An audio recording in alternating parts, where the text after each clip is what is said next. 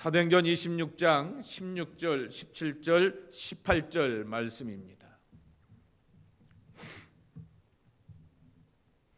16, 17, 18절 우리 함께 한 목소리로 읽겠습니다. 시작. 일어나 너의 발로 서라. 내가 내게 나타난 것은 곧 내가 나를 본 일과 장차 내가 내게 나타날 일에 너로 종과 증인을 삼으려 함이니 이스라엘과 이방인에게서 내가 너를 구원하여 그들에게 보내어 그 눈을 뜨게 하여 어둠에서 빛으로 사단의 권세에서 하나님께로 돌아오게 하고 죄 사함과 나를 믿어 거룩하게 된 무리 가운데서 기업을 얻게 하리라 하더이다. 아멘. 자, 존 파이퍼의 내가 바울을 사랑하는 30가지 이유, 30가지 가운데서 제가 10가지로 요약하여서 오늘 10번째인데요. 선교적 삶을 살게 되었던 바울입니다. 선교적 삶이라고 하는 것은 나 중심의 삶이 아니라 하나님 중심의 삶을 살아왔다라고 하는 것입니다. 하나님은 나를 만나주시고 나를 구원하여 주시고 나를 사랑하여 주시고 나를 사용하여 주셔서 나밖에 있는 세상을 보게 하시지요. 이것이 바로 선교적인 잣대의 첫 번째 자세인 것입니다. 그래서 우리는 바울이 자신이 3번씩이나 오늘 말씀에 이 사도행전 9장, 22장, 26장에 나오게 되는 자기가 예수님 만나게 되었던 다메섹 도상에서 예수님 만났던 이야기를 또 하게 되지만은 여러분 가만히 보십시오. 자기가 만난 예수님이지만은 자기 세계로 끝나지 않습니다. 자기 구원과 자기 감격으로 끝나지 않습니다. 17절 말씀에도 있듯이 이스라엘과 이방인들에게 라고 하여서 나 밖으로 나가게 되었고, 그리고 또한 18절 말씀에도 있듯이 그들에게 어둠에서 빛으로 사탄의 권세에서 하나님으로 돌아오게 한다라고 선포하고 있는 것입니다. 이것이 바로 선교적 삶의 참모습이라고 하는 것이죠. 그러면 선교적 삶을 살아가는 것의 정의를 한번 여러분들과 나눠보려고 합니다. 모달러티, 소달러티입니다. 유명한 선교학자인 날프 윈터라고 하는 사람이 나누게 되었던 모달리티, 소달리티라고 하는 그러한 말인데요. 여러분 사도행전 11장과 13장 말씀에 보게 되면은 안디옥 교회가 엄청난 부흥을 이루게 됩니다.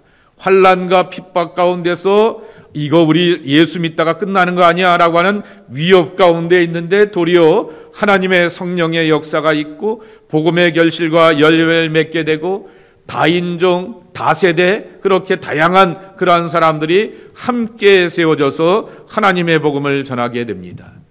그런데 그러한 가운데서 성령께서 말씀하시는 깨달음을 얻게 됩니다. 이 안디옥 교회의 가장 주축이 되는 두 인물 바울과 바나바. 바울은 이곳에 와서 파송받아서 본격적으로 그 사역을 하면서 남다른 그런 믿음의 결실을 맺게 됩니다. 그리고 바나바는 예루살렘 어머니 교회가 이때 당시에는 바울보다도 더 인정하여서 이렇게 보내게 되었던 선교사와 같은 그러한 파송받게 되었던 그러한 인물이기 때문에 이 크레딧이 더 바울보다 좋았던 인물이었습니다. 그런데 이 두 인물을 향하여서 성령께서 뭐라고 말씀하시냐고 하면은 이 교회에다가 두지 말고 파송하라 라고 하는 하나님의 말씀을 듣게 됩니다. 그러니 그들은 주의 성령에 순종하게 되면서 바울과 바나바를 복음을 전하고 이방인들이 필요한 곳에, 바나바는 또한 히라버를 할 줄 아는 사람이었기 때문에 둘 다 이 타문화에 익숙한 이들을 이 이방인 문화 가운데서 선교사로 파송하게 되는 것입니다. 여기서 이 안디옥 교회를 흔히 말하기를 모달리티라고 말하게 됩니다. 이제 막 초짜들이 그리고 이방인 사람들이 예수를 믿고 구원받아서 신앙의 훈련을 받게 됩니다. 그리고 그들 가운데서 일부가 탁월함과 신실함을 보여주면서 교회의 지도자가 되기도 하죠. 아프리카에서 오게 되었던 구레네 사람 시몬의 그 집안 사람이 그렇게 안디옥교의 지도자가 되기도 하게 되고, 헤로당의 그러한 젖동생이었던 마나엔이 이렇게 이 교회의 지도자가 되기도 하는 그러한 역사를 이루게 되었습니다. 그것이 바로 교회가 그렇게 훈련을 잘 시키고 연단을 받게 되어서 세워지게 되었던 모습이지요. 그런데 바울과 바나바를 젊은이들 말 표현대로 한다면 맨 땅에 헤딩인 것이죠. 아무런 그러한 환영하는 것도 없고, 우리 좀 선교사 좀 파송해 주세요, 누구 좀 보내주세요 라고 하는 것도 아님에도 불구하고 복음이 필요하다라고 예수님 말씀하시기를 땅끝까지 이르러 내 증인이 되라 말씀하셨으니 그들을 둘을 선교사로 파송하게 되었습니다. 소달리티가 되어서 그들이 가는 곳곳마다 복음의 결실을 맺게 됩니다. 구원의 열매를 맺게 됩니다. 그리고 바울이 이렇게 3차에 걸쳐서 사도행전에만 나오기를 3차에 거쳐서 선교 여행을 갔다 온다면은 반드시 어디를 두릅니까? 안디옥교를 두르게 되고, 그리고 예루살렘교를 찾아가게 되죠. 그러면서 거기서 선교 보고도 하게 되면서 쉼도 갖게 되고, 그리고 이 모교회에서부터 고생 많고 수고 많았다라고 하는 격려와 위로와 축복의 용기도 함께 경험하게 되는 것입니다. 이것이 바로 모달리티와 소달리티의 가장 모범적인 모습이라고 말하게 됩니다. 여러분, 이 단어가 좀 어렵잖아요. 그래서 쉬운 말로 여러분들 앞에 소개해 드릴게요. 소달리티는 한마디로 표현하면 쏘다니는 겁니다. 쏘다니는 거예요. 바울과 바나바처럼 여기 한 곳에 머물지 않고 3개월짜리, 6개월짜리, 에베소 같은 경우에는 3년이 있었지만은 그런 예외적인 경우를 배우고는 매번 이렇게 몇 개월 있다가 1년 있다가 반년 있다가 쏘다니는 사람들, 그것을 바로 소달리티라고 말하게 됩니다. 그리고 모달리티는 모여있는 겁니다. 모여있는 사람들을 향해서 뭐 하는 거예요? 훈련하고 교육하고 연단시켜서 다시금 은혜 받게 하고 준비되게 하고 무장시켜서 다시금 쏘다니도록 내보내고 파송하는 일을 하게 되는 것이 바로 이 모달리티라고 하는 것입니다. 이것이 이제 현대에 와서 왜 관심을 갖게 되었냐고 하면은 18세기 말 19세기 20세기에 오게 되어서 개신교회가 엄청나게 선교를 많이 하게 되었습니다.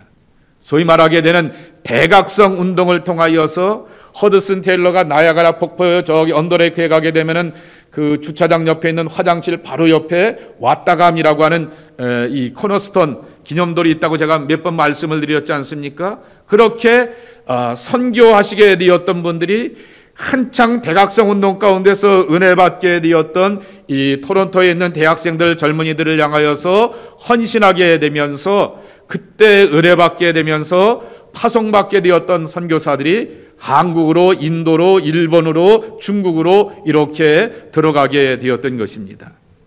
작년에 그 맥켄지 선교사라고 하는 분이 이 파송받아서 가게 되었고 그분을 기념하게 되었던 사역이 이 장로교 주축으로 이루어지지 않게 되었습니까? 저쪽에 위에 있는 노바스코시아에서 그런 사역들을 하게 되었는데요. 이분이 처음 가게 되었던 것이 어디냐고 하면은 황해도 소래입니다. 그래서 지금 우리나라에 여기도 토론토에도 오게 되면은 소래교회가 있는 게 그 소래의 기원을 두고 있는 것입니다.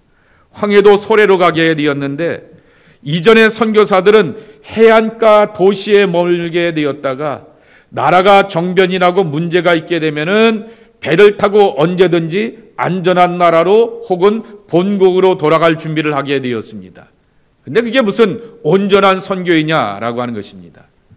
허드슨 테일러가 들려주게 되었던 것이 그렇게 해안가에만 머물러 있는 것이 아니라 배를 타고 강을 따라서 내륙으로 들어가야 되지 않겠느냐. 그래서 소위 말하는 그 허드슨 테일러를 통해서 새기게 되었던 선교가 바로 인랜드 미션, 한국말로는 내지 선교라고 하는 것입니다. 그런 선교를 하게 되었습니다. 그리고 그 허드슨 테일러가 이 나야가라에 와서 젊은 대학생들을 향하여서 부흥회를 인도하며 간증을 보고하게 되면서 그런 사역들을 하게 되니까 그 맥켄지가 선교사가 거기서 은혜를 받고 황해도 해주로 들어가게 됩니다. 192cm인가 그렇대요. 키가 100kg가 넘는 사람이었는데 그 사람이 70몇 킬로로 이렇게 된 다음에 2년 만에 영양실조로 죽습니다. 이유가 뭐냐라고 하게 되면 된장찌개 먹고 청국장 먹고 한복 입고 그렇게 가게 되었습니다. 근데 그것보다도 더 그렇게 문제가 되었던 것은 뭐냐라고 하게 되면은 이 캐나다 장로교에서부터 인준을 못 받아갖고 본인 열정만 있어서 그냥 조선 땅으로 들어가게 되었습니다. 자, 그러니 뭐가 문제겠어요? 재정의 문제가 있는 거죠. 물론 이렇게 평소 다니던 교회에서 십시일반 이렇게 도와주게 되었지만은 교단에서 파송을 받지 못하게 되어서 가였기 때문에 그러한 엄청난 그러한 연단과 수고 가운데서 교회를 세우게 되었지만은 그러한 사역 가운데 온전하게 이렇게 지원받지 못하게 되고 어려움을 겪게 되면서 영양실조로 돌아가시게 되었습니다. 그러니 그 다음에 가서는 이 캐나다 장로교에서 거기에 또한 선교사를 파송해달라고 하는 요청을 받게 되었을 때는 아예 이제는 장로교 교단의 파송과 후원을 받아서 풀타임 선교사로서 그렇게 파송받고 가게 되니까 재정적인 어려움들이 없게 되었던 것이죠. 이 라이프 위터가 이런 제가 예를 하나 들게 되었던 것처럼 1800년대, 1900년대, 2000년대 중반까지 한국교회도 그런 것처럼 은혜 받았다라고 하여서 이렇게 무조건 선교사로 파송을 받게 되지만은 거기에는 재정적인 후원도 이렇게 필요하기도 하고 중보기도도 필요하게 되고 그리고 또한 교단과의 연결이 되어서 어떠한 문제와 이슈 앞에서 그리고 또한 어려움을 당하게 되었을 때 지키고 보호해 줄 수 있는 그것이 함께 연결되어 있어야 된다라고 하는 것입니다. 그래서 모달리티가 필요하다라고 하는 거죠. 교육과 훈련과 교단의 지원과 중보, 후원이 필요하게 되는 것이고 그리고 이 소달리티와 같이 목숨 걸고 삶을 걸리고 개인적인 그러한 이익과 안전과 안녕은 뒤로 하고 오직 복음을 위해서 살려고 하는 그러한 사람들이 함께 연결되었을 때 하나님의 교회가 아름다운 모습으로서 세워진다라고 하는 것입니다. 그런데 이 사역을 가장 잘한 사람이 누굴까라고 하는 것이죠. 그것이 바로 사도 바울이라고 하는 것입니다. 바울은 늘 새로운 도시로 가서 전도를 하게 됩니다. 말 그대로 쏘다녔죠. 그 쏘다니는 복음의 전도 가운데서 구원의 열매를 맺게 되고 그 다음에 한 일은 하나님의 교회를 세우는 것입니다. 그리고는 자기를 위해서 중보기도 하고 빌립보 교회와 같이 이 바울을 위해서 감옥에 갇혀 있으니까 돈을 후원하기도 하고 영치금을 보내주게 되면서 이러한 지원하는 그러한 모습으로서 함께 연결되었던 이 건강한 모습을 보게 되는 것입니다. 존 파이퍼가 사도 바울의 사역을 이렇게 정리합니다. 바울은 자신의 소명이 자신의 개척한 교회에 오래 머물며 사역하는 목사가 되는 것이 아니라 그리스도인들이 없는 변방을 향하여서 계속 밀고 나아가는 것임을 깨달았다. 그래서 그는 한 곳에 오래 머물지 않고 3개월, 6개월 그리고 가장 긴 게 3년짜리의 긴 사역들을 하면서 헌신해 가게 되었다라고 하는 것입니다. 로마서 15장 20절에 바울이 자신의 사역을 이렇게 정리합니다. 또 내가 그리스도의 이름을 부르는 곳에는 복음을 전하지 않기로 힘썼더니 이는 남의 터 위에 건축하지 아니하려 함이라 그랬습니다. 이미 예수 그리스도의 복음이 있고 예수 그리스도의 복음이 증거되는 곳에서는 내가 터를 건축하지 않으려 한다라고 말씀하고 있는 것입니다. 신년부터 제가 하려고 하는 것이 하나 있는데 조슈아 프로젝트라고 하는 앱이 있습니다. 그건 뭐냐고 하면은 아직까지 지구상에 있는 미전도 종족들이 한 6천여 종족들이 있게 되는데 그 사람들에 대하여서 쭉 올라오게 됩니다. 오늘 아침에도 그 앱을 뚝 이렇게 되었더니 중국의 어떠한 한 종족인데요. 그 종족은 인구가 한 6만 2천 정도가 되게 되는데 크리스찬이 한 명도 없습니다. 0%입니다. 그리고 자기들의 언어와 문화 속에서, 그리고 중국의 문화 가운데서도 소수민족으로 이렇게 사는 사람들이 있습니다.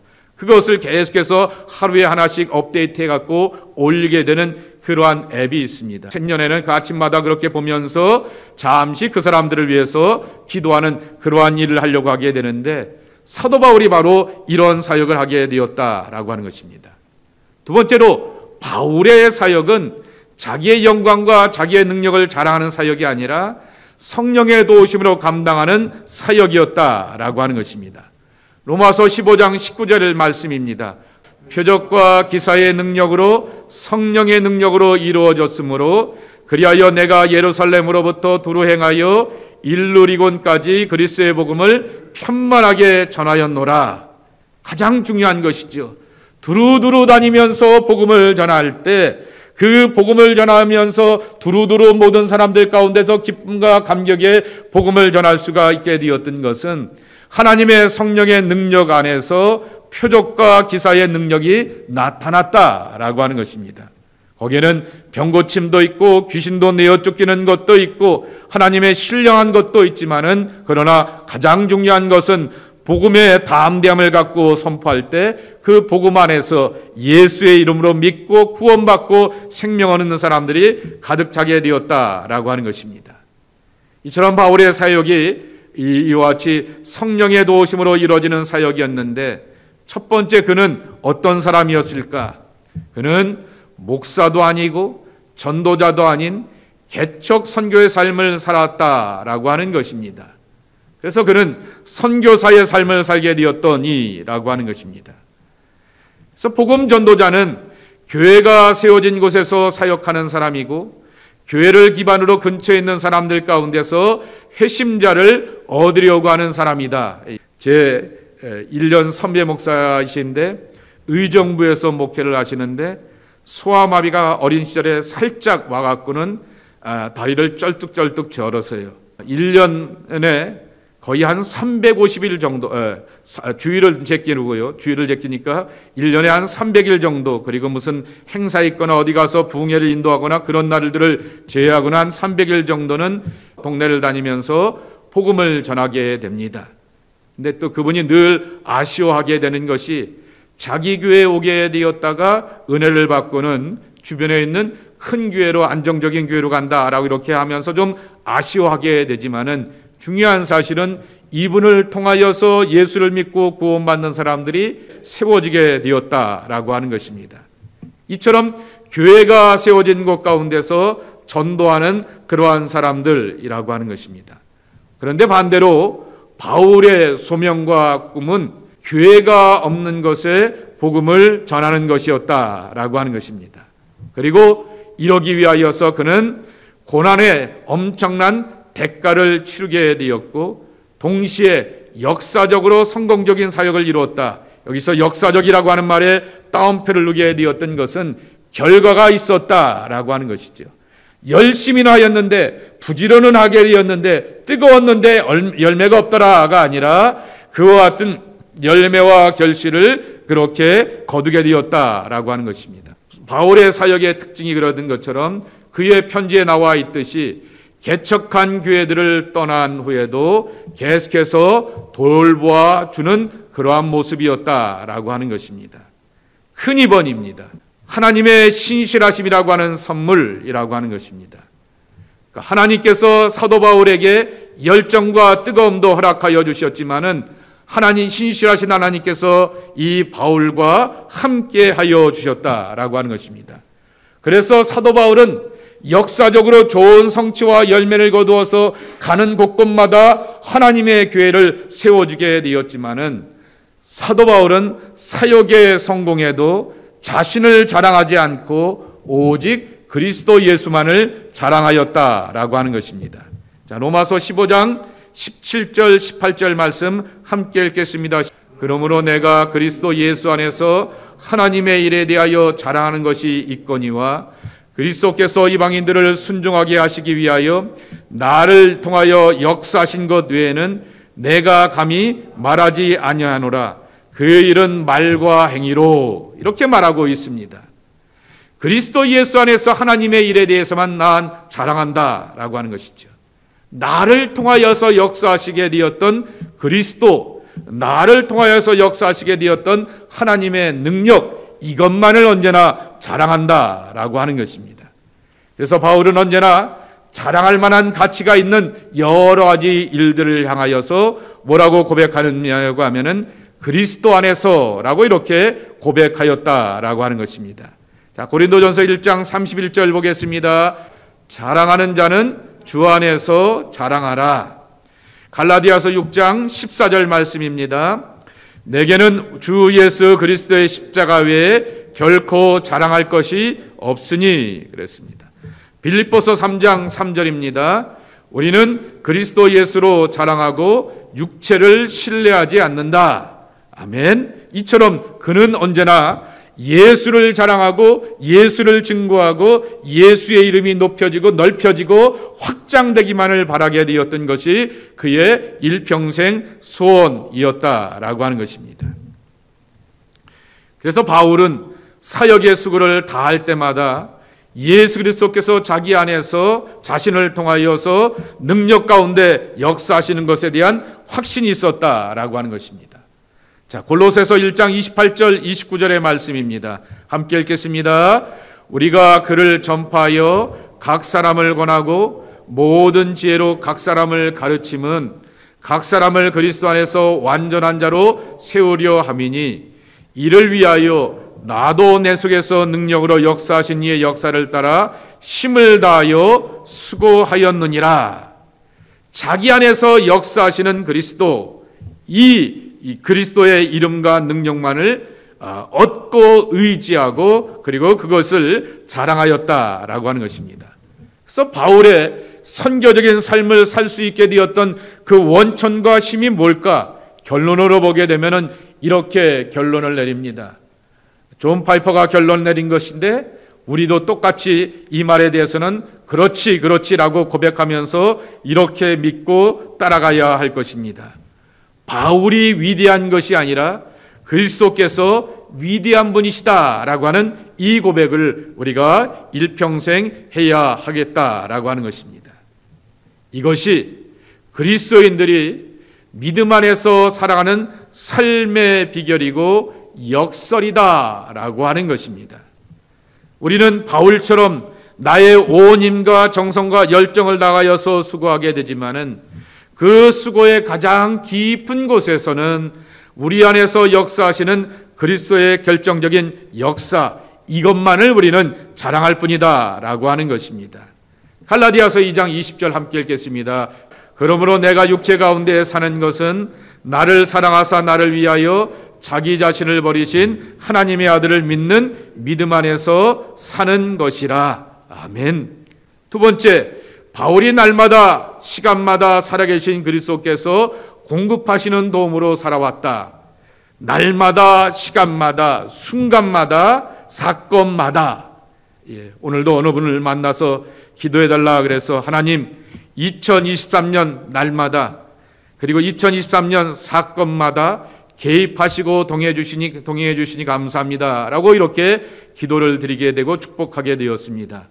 매 순간의 날도 중요하지만은 매 사건의 문제 앞에 하나님이 계셨기 때문에 우리는 그 문제를 풀어가게 되었는데 이것을 확실하게 경험하게 되었던 이가 바로 사도 바울이라고 하는 것입니다.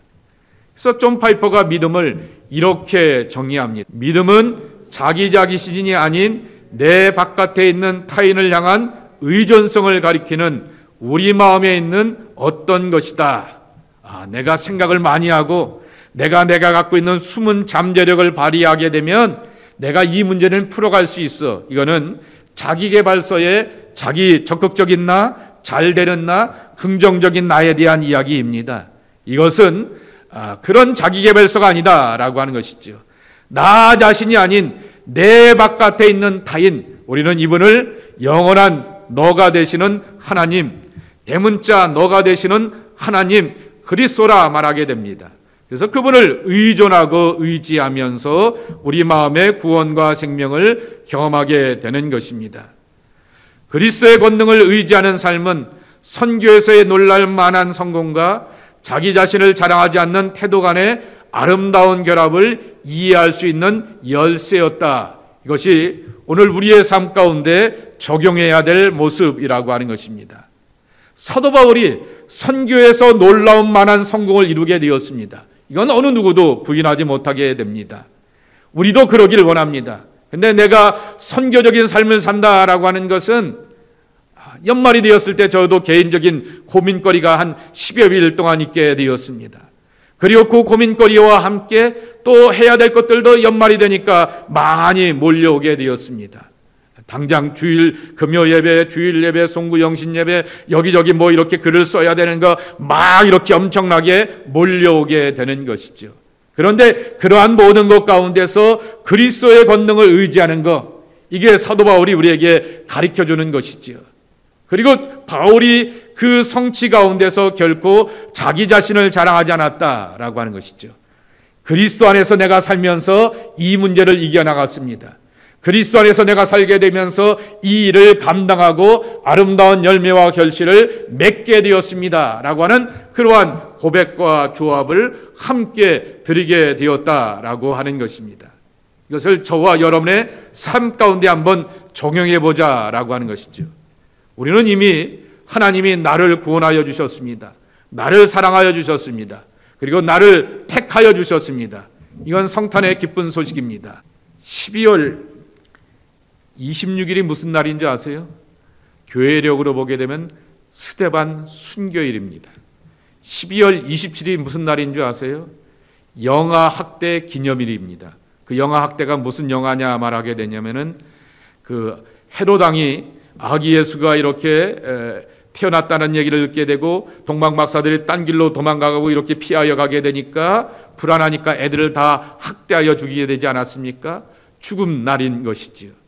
그런 이 연말이 되게 성탄의 기쁜 소식과 함께 그 다음 날들은 이렇게 스데반의 순교가 있는 날이고 그 다음은 이렇게 영아학대를 기억하고 기념하며 기도하는 날이라고 하는 것이지요. 이게 현실의 삶이고 믿음의 삶의 현재 아니냐라고 하는 것입니다. 구원받아서 예수 그리스도를 내가 모시고 아기 예수를 모시면서 생명과 진리로 살아가게 되지만은 교회 밖으로 나가고 세상 밖으로 한 발자국만 내딛게 되면은 어렵고 힘든 그러한 삶의 모습들, 스데반이 박해받는 것 같은 연단과 고난이 우리 앞에 기다리고 있지 않느냐라고 하는 것이죠. 그런데 그러한 연단과 고난 앞에서 능히 이기고 풀어갈 수 있는 것은 바로 바울이 그리스도의 권능을 의지하게 되었듯이 예수 안에 살고 예수의 권능을 의지하며 사는 것입니다. 그런데 바울은 그것으로 끝난 것이 아니라 어떻게 그렇게 감당할 수 있었습니까? 예수 안에서. 이것이 그의 자랑이었고 그의 아름다운 고백과 결말이었다라고 하는 것입니다. 그래서 2023년 12월 29일이죠. 내일 30일, 31일 이렇게 남게 되었는데 2024년 1월 1일 여러분들을 향하여서 축복합니다. 사는 방법을 하나 가르쳐 드리겠습니다. 복권을 사는 것이 아니라 예수 안에 사시길 축복합니다. 예수 안에서, 이것이 바로 일평생 저와 여러분의 신앙 고백이 되길 축복합니다. 그리고 그 안에서 우리가 살 수 있는 길을 걷고 위로받은 길을 걷고 그리고 그분의 은혜 안에서 내 삶이 선하고 아름답게 인도함만 바울의 결론이 내 삶의 시작이 되고 미래가 되고 소망이 되는 귀한 은총이 여러분 모두에게 임하시기를 주님의 이름으로 간절히 축복합니다. 우리 함께 이 밤에 합심하여서 기도했으면 좋겠습니다. 예수 안에서, 주여 우리 올 한 해도 이렇게 예수 안에서 감당하게 되었습니다. 새해에도 그 다음에도 우리에게 주어지는 시간들과 날들 예수 안에서 내 평생의 고백이 되길 원하고 바울의 자랑이 되기를 원했던 것처럼 나의 자랑이 되고 나의 간증이 되고 나의 선포가 되고 내 삶의 노하우가 되길 원합니다. 바울이 어떤 그렇게 긍정적이고 아름다운 결실과 열매를 맺게 되었듯이 한평생 내가 살아가면서 내 일터와 내 사역지에서 긍정적이고 아름다운 결실을 맺기를 소망합니다. 그리고 그것을 예수 안에서였습니다라고 선포하는 나의 복된 삶이 되길 원합니다. 주여 도우시고 은혜 허락하여 주시고 일평생 이러한 고백을 가지고서 살아가는 우리의 믿음 되게 하여 주옵소서. 우리 주님 불러가시면서 간절한 마음으로 기도하도록 하겠습니다. 아까도 제가 모달리티와 소달리티라고 말씀을 드렸습니다. 강림교회는 모달리티입니다. 모여있는 사람들을 교육하고 훈련시키고 연단시켜서 세상으로 파송하고 그 가운데 은혜 받아서 일부는 또한 세상의 선교사로 땅끝의 증거자로 나가게 되는 그러한 일입니다. 그런데 그런 분들 가운데 은혜 받고 이렇게 열정을 다하게 되지만은 조금 전에도 말씀을 드렸듯이 교단의 파송을 받지 못하거나 아니면 좀 이렇게 규모가 있는 교회에서부터 풀타임으로 후원받지 못하여서 열정 하나로만 이렇게 나가는 교회 이 선교사들도 제법 많이 있는 것을 보게 됩니다. 그분들을 향하여서 어떤 해프닝이 생기게 되었을 때 돌볼 수 있고 베풀 수 있고 그리고 또 관심을 갖는 것에 한계가 있는 그러한 일들을 경험하기도 하게 됩니다. 또 그런 분들이 재정적으로 어려움을 겪기도 하게 되고요, 또 행정적으로 어려움을 겪기도 하고요, 교육과 훈련을 시키려고 하게 되었을 때 필요한 것을 또한 함께 이렇게 도움받지 못하는 그러한 경우들도 있게 되는 것입니다. 소달리티의 그러한 헌신과 충성으로 나가는 사람들이 있는 것이죠. 이 랄프 윈터가 한 200년의 기독교 개신교회를 보게 되면서 이것에 대한 교통정리와 규모가 참 필요하다라고 하는 이유가 여기 있는 것입니다. 우리 올해도 우리 교회 선교사님들을 향하여서 꾸준하게 섬겨오게 되고 후원하게 되고 많지 않지만은 이렇게 예물을 드리게 되고 헌신하게 되고 그들을 위해서 중보 기도하게 되었습니다. 여러분 계속해서 새해도 이분들을 섬겨가려고 합니다. 또 이렇게 여력이 되면 더 많은 사람들을 섬길 수 있는 우리 교회가 되었으면 좋겠습니다. 여러분 이 시간 특별히 기도할 것은 강림교회를 위해서 기도해 주시기 바랍니다. 그래서 우리 교회에서도 이진수 선교사와 같이 우리 교회 출신의 그러한 선교사가 나오게 되는 것처럼 정말 우리 교회를 통하여서도 교육받고 훈련받고 은혜 받아서 복음의 선교사들이 나올 수 있도록 하나님 함께 해달라고 기도해 주시기 바라고, 땅끝의 선교사들 외롭지 않게 하시고 돕는 손길로 은혜의 손길로 믿음의 결실을 맺어갈 수 있도록 권능의 팔로 함께 해주시었고 사도 바울처럼 구원의 열매를 맺어가는 하나님의 종들의 귀한 서역이 될 수 있도록 외롭지 않도록 연말과 연시를 맞이하게 되고 새해를 맞이하게 되면서 팬데믹의 후유증 가운데서 여전히 많은 선교사들이 재정적인 어려움 가운데서 힘들어하고 있는 것을 기억하게 됩니다. 그분들의 사역과 후원을 위해서도 함께 간절한 마음으로 중보하는 그러한 기도의 시간을 가졌으면 참으로 좋겠습니다. 연약한 우리 성도들을 위해서 기도해 주시기 바랍니다. 우리 원로 장로님들 가운데서 송강호 장로님, 백학부분 장로님을 위해서 여러분 기도해 주시고 회복을 위해서 건강을 위해서들 위해서 함께 기도해 주시기 바라고요. 수술을 위해 회복 가운데 있게 되는 황진옥 권사님, 금경화 자매님 위해서도 또한 기도해 주시기 바라고요. 김현애 권사님 기억하시고 기도해 주시기 바라고, 우리 주변의 연약한 이들을 위해서 기도해 주시기 바라고요. 돌아오는 주일은 12월의 마지막 날이고 마지막 주일이기도 합니다.